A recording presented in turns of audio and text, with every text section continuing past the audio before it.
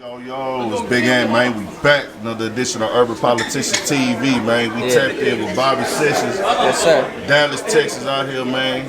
Just came out the H-Town, dog. You let the city hear the album, man. I ain't gonna lie. I was like, this thing is hitting, dog. Like, Appreciate for sure. Really brought back that real live hip-hop feel, which we really don't get a lot of that in Texas right now on that vibe like that.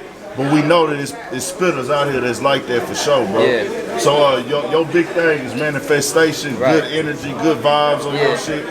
So what make you think, like, what you think made you come up and just focus on that as a going like the other route in this rap thing, man? That's a great question. I feel like it started with back in 2013 or so. I got but maybe even a little before that, I got fed up with not being able to control my thoughts. You know what I'm saying? Like, I wanted to be able to control my thoughts and get the outcomes in life that I desired. So I started to type in how does the mind work on Google. Like, I typed in how does the mind work, and that led me to studying about like the law of attraction and manifestation and how to take ideas in your mind and hold them in your hand. And I was able to like reprogram my mind to deal with like the anxiety and shit that I was dealing with at the time. And I realized, I'm like, okay, this is my purpose. This is what I'm gonna make my music about. I'm gonna make it about this manifest shit so people can, make their dreams come true and give people a real step-by-step thing on how to make that happen. Okay. Yeah. So for the people that don't know, you out of Pleasant Grove, Dallas, right? Yeah. So, give them just a quick rundown of what your day-to-day program was like growing up out there and coming up in that vibe. Because there's some people, they know about Dallas, but they don't know the whole breakdown and things of that nature. Right.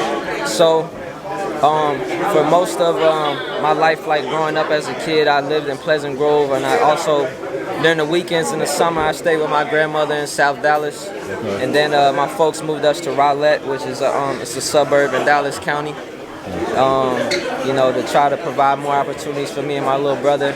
And I was there for like 6 years, but even though that was a shorter amount of time, I was able to see like both worlds of Dallas, you know what I'm saying? I was able to see like really both sides of it, and I think that's what makes my perspective so unique, you know what I'm saying? And then when I started performing in the city, that Deep Ellum area, that's the area where all the venues and stuff are at.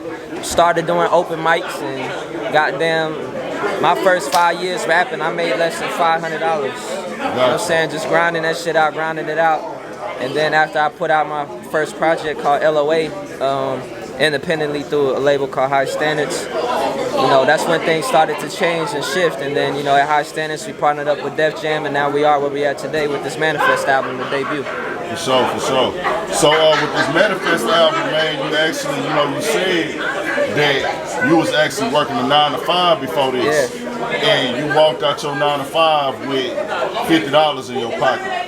We hear them stories sometime, man, but they take a lot of motherfucking balls, just to be honest, and just to like, hey, bro, fuck this shit, I'm finna get out here and take the risk. Right. What do you think, like, hit you that day that you quit that job? Because, we train to be like, hey, bro, I always have a backup plan, like, have a plan B. For you to walk out your job with $50 in your pocket, you got to be a motherfucking solid man to do that and say, hey, bro, I ain't got no motherfucking fuck it.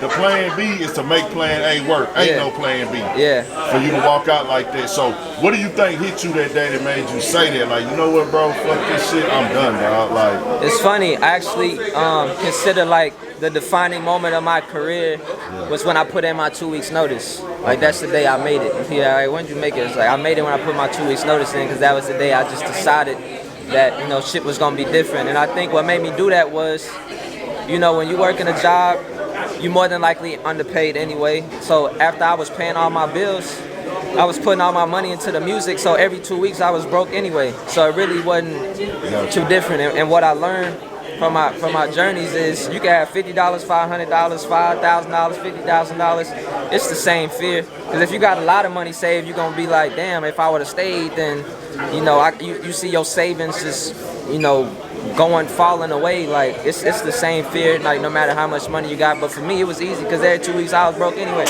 Yeah. After I paid my bills, I was broke. So I was like, if I put that 8 hours into doing what the fuck I want to do, I think I would get a lot further. And I know if I never left that job, I pretty much guaranteed that this shit would never work. Gotcha. You know what I'm saying? So, because I'm like, what people don't understand with rap in particular, especially if you are a lyricist, it's harder to be a successful lyricist than it is to make it to like the NFL. Because the NFL, you got 32 teams, there's 52 niggas on each team, which means you got over like 1,500 players. You can't name 1,500 rappers that's getting money for real. Hell no. You know what I'm saying? It's a lot smaller, you know, spots. So I know that for me to rise to the top, I got to dedicate all my time to it. And then as long as I give the maximum effort, I can let the chips fall where they may. If I know I did my best, I just let the chips fall where they may. And thankfully it worked out. Nice. Yeah. Nah, so you came with the album, bro. You said it took 4 years after you quit your job, right, to get signed to Def Jam? Yeah, about 3 years. 'Cause I left the end of 2014, the last day. So it took me about 3 years to top it. Like, so I guess my first day leaving the job would have been January 1st, 2015.